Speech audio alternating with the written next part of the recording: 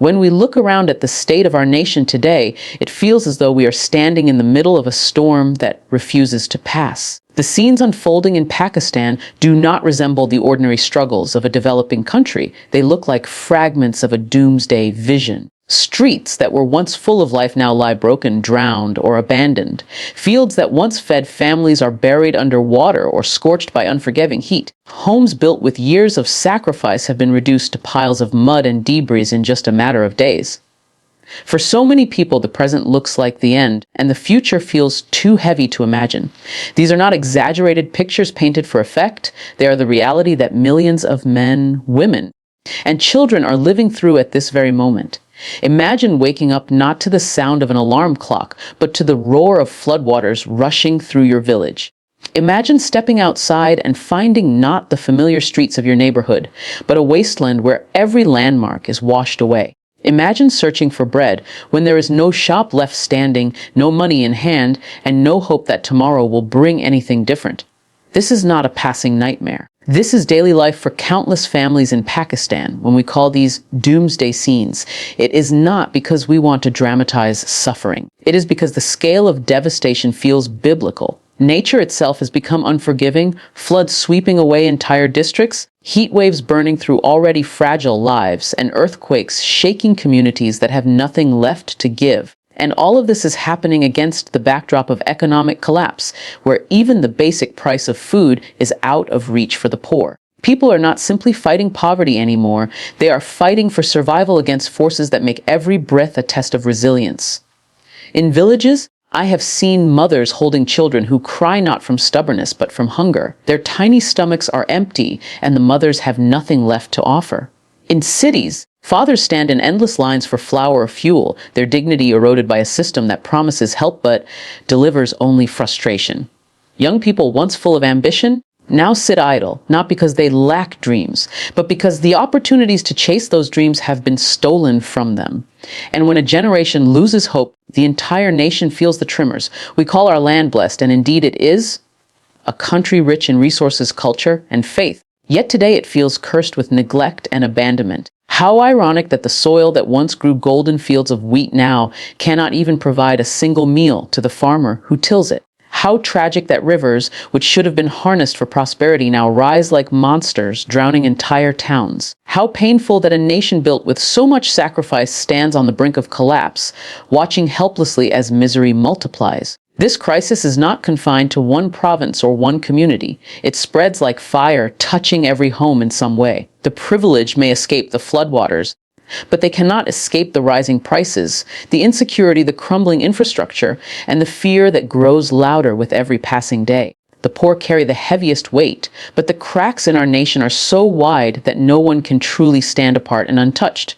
As we witness these scenes, the most frightening thought is this: if today looks like this, what will tomorrow bring? Will there be any recovery, or are we slipping deeper into an abyss where hope itself drowns? The answer depends not only on fate, but on our choices. Because what we are facing is not just disaster. It is a test of our collective humanity, our capacity to care, and our willingness to rise when everything around us seems determined to fall.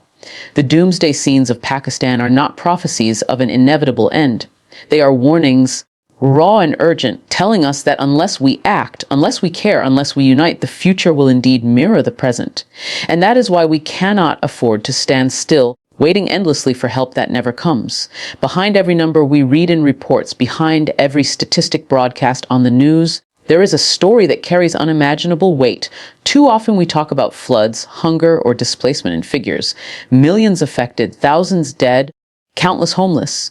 But numbers cannot cry, they cannot grieve, they cannot starve. People do. And when we strip away the statistics, we begin to see the faces of this suffering, the child with bare feet and hollow eyes searching for food, the mother whose arms ache from holding a baby who has stopped crying out of sheer exhaustion, the father who feels his dignity crumble because he cannot provide even a piece of bread to his family. These are the silent testimonies of what Pakistan is enduring today. Walk through the temporary camps set up after the floods, and you will see families who once had homes, neighbors, and livelihoods now huddled under sheets of plastic, calling that fragile shelter their world. Children play in the mud, not because they enjoy it, but because they have no toys, no schools, and no safe spaces left. Their laughter, when it comes, is brief, broken by the gnawing hunger that does not let them forget their reality. For them, childhood has ended far too soon. Their innocence has been replaced by survival instincts, their dreams buried under the weight of despair. In the cities, the crisis wears a different face, but it is no less painful. The shopkeeper who once opened his shutters every morning with pride now looks at empty shelves, unable to afford stock. The factory worker who once relied on his wages to support his family now sits unemployed, waiting for a job that will never return. The elderly who should be resting in peace after a lifetime of service now line up for hours in scorching heat, hoping for a small bag of flour that may or may not come. These are the human realities hidden behind the headlines of economic collapse or shortages. They are not words on a page. They are lives unraveling in slow motion. And then there are the voices we rarely hear. The voices of those who have lost not only their possessions, but their sense of belonging. Imagine a young girl once in school, now carrying buckets of muddy water for her family because her classroom has been washed away. Imagine a man who once stood proud as the breadwinner of his household, now standing silently in food lines, avoiding eye contact, ashamed of a humiliation he did not deserve. Imagine a widow who has no one to turn to, no system to lean on, her cries swallowed by a society too busy with its own survival to listen. These are the stories that remind us that human suffering is not an abstract idea. It is deeply personal, and it is devastating. Every displaced person carries not just the weight of lost property, but the pain of lost identity. A house is not just walls and a roof. It is a history, a memory, a safe place where laughter once echoed. When that is swept away, the loss is not just material, it is emotional and spiritual. No relief package can replace a child's first steps taken in a home that no longer exists. No donation can erase the trauma of watching your loved ones swept away by a current you were powerless to fight. This suffering is made worse by the silence it often meets. While the world debates policies and governments trade blame, the people left behind continue to endure each day with quiet desperation. Their struggles rarely trend on social media. Their cries rarely make it past the noise of political theater. But the truth remains: their pain is real, their hunger is real, their grief is real, and every moment of delay, every ounce of neglect, turns that pain into a wound that may never heal. When we strip away the layers of politics and distance, what remains is this simple truth: these are our people, our brothers and sisters, our children, our elders. Their suffering is not theirs alone, it is ours as a nation. We cannot ignore them, because in their pain lies the reflection of our own humanity. If we fail to see them, if we fail to feel for them, then we too are lost. The human suffering behind these headlines is not a story for tomorrow. It is the voice of today, crying out for us to listen. What makes this tragedy even more unbearable is not only the wrath of nature or the weight of poverty, but the failures that surround us from every corner of leadership. When disaster strikes, people do not only need sympathy, they need action. Yet what they receive instead is silence, excuses, and promises that never materialize. Time after time, when the people of Pakistan cry out for relief, their voices are met with delay, bureaucracy, and corruption that erodes the very possibility of survival. It is not only the floods, the inflation, or the hunger that break the spirit of the people. It is the feeling of abandonment, the knowledge that those entrusted to protect and serve them have turned away in the moment of greatest need. We have all seen the images of officials visiting disaster-struck areas with cameras flashing, their visits carefully staged for headlines rather than real change. Relief trucks are promised, yet many never arrive. Aid packages are announced, but they shrink or disappear before reaching the people they were meant for. Funds that should rebuild homes vanish into the pockets of those who see disaster not as a call to duty, but as an opportunity for personal gain. This betrayal cuts deeper than any natural calamity ever could. A flood may wash away homes, but corruption washes away trust. And without trust, a nation cannot stand. Internationally, too, the response has been slow and often shaped by politics rather than compassion. Pledges are made on global stages, yet when they reach the ground, they trickle in with such delay that the hungry cannot eat promises and the homeless cannot sleep under declarations. For a family that has lost everything, Waiting even a single day is unbearable. But in Pakistan, people have waited not days, not weeks, but months for help that should have come in hours. Time is a cruel enemy when survival hangs by a thread, and every delay, every hesitation, every refusal to act in urgency has meant another child starving, another family broken, another community lost to despair. It is not that Pakistan lacks the strength or the spirit to recover. It is that this strength is constantly undermined by leaders who fail to lead, by systems that fail to deliver, and by a world that chooses to look away until the suffering becomes too loud to ignore.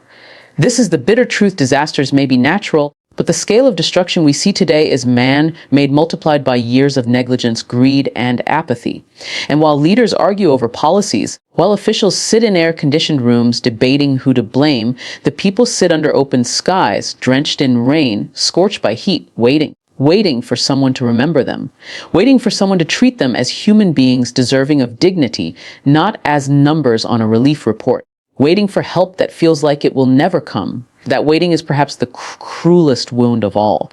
Every time a leader delays, every time aid is diverted, every time corruption steals from the mouths of the poor, the weight of the crisis deepens. The trust between the people and the system shatters further, leaving behind a dangerous emptiness. Because when people can no longer rely on those meant to guide them, when promises sound like lies and hope feels like a trap, what remains? Only despair. And despair is the most dangerous enemy of all. It kills slowly, invisibly, until there is nothing left to fight for. This is why the crisis in Pakistan is not only a story of disasters, but of betrayal. It is not only a fight against floods and famine, but against indifference and delay. And until this betrayal ends, until responsibility is taken and real action is delivered, the people will remain stranded, caught between disaster on one side and neglect on the other, waiting endlessly for help that never comes. And yet, even in the darkest of hours, even when despair seems to swallow every corner of our nation, there remains a flicker of hope that refuses to die. Because no matter how heavy the burden becomes, history has shown us again and again that the people of Pakistan are resilient beyond measure. We have endured wars, we have endured displacement, we have endured countless hardships, and still we rise. The question today is not whether hope exists, but whether we have the courage to turn that hope into action before it is too late. The truth is that solutions are not impossible. The floodwaters can be managed with proper planning, hunger can be addressed with just distribution, and economic collapse can be fought with honest reforms. What stands between us and recovery is not the absence of resources, but the absence of will. If leadership finds the courage to put people above politics, if systems are rebuilt to serve rather than exploit, then this nation can transform its pain into power. We are not condemned to remain trapped in this endless cycle of disaster and neglect. We have the capacity to rebuild, but it requires urgency, honesty, and unity. And unity is perhaps the greatest weapon we hold. For too long, we have allowed divisions, political, regional, social, to weaken our ability to stand together. But floods do not discriminate between rich and poor. Earthquakes do not pause at the border of one province and spare the next. And inflation does not check your party affiliation before emptying your pockets. These crises remind us that we are bound by a common destiny. To survive, to rise again, we must rediscover that sense of togetherness that built this nation in the first place. When neighbors look after neighbors, when communities rally together, when we see each other not as strangers, but as family, that is when the impossible becomes possible. At the same time, the role of the international community cannot be ignored.